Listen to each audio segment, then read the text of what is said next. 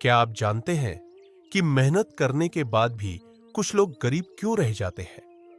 श्री कृष्ण ने भगवद गीता और शास्त्रों में ऐसी 4 गलतियों के बारे में बताया है जो मां लक्ष्मी को घर से विदा कर देती है और व्यक्ति को दरिद्रता की ओर धकेल देती है। अगर आप भी अमीर बनना चाहते हैं तो आज ही इन 4 आदतों को बदलें। पॉइंट 1, आलस्य और सूर्योदय के बाद जागना। श्री कृष्ण कहते हैं कि जो मनुष्य सूर्योदय के बाद तक सोता रहता है उसके जीवन से अनुशासन और सौभाग्य दोनों चले जाते हैं। ब्रह्म मुहूर्त में जागना ऊर्जा का प्रतीक है और जो इस समय का अनादर करता है दरिद्रता उसका हाथ थाम लेती है।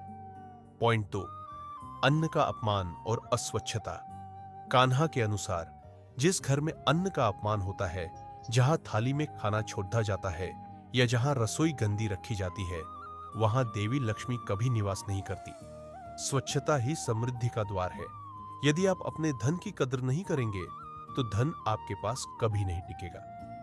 पॉइंट 3, अहंकार और कड़वे वचन। श्री कृष्ण कहते हैं कि वाणी में सरस्वती का वास होता है। जो व्यक्ति दूसरों का अपमान करता है, अहंकार में डूबा रहता है या गरीबों का मजाक उड़ाता है, उसका संचित पुण्य नष्ट हो जाता है।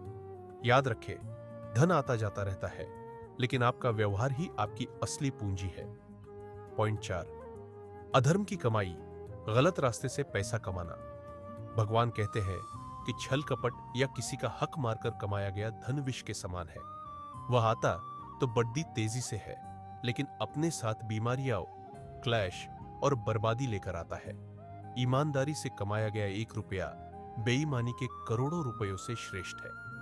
तो दोस्तों, अगर आप इन 4 गलतियों से बचते हैं तो भगवान श्री कृष्ण की कृपा आप पर सदैव बनी रहेगी। याद रखें, कर्म ही प्रधान है। अपने कर्म शुद्ध रखें, भाग्य अपने आप बदल जाएगा।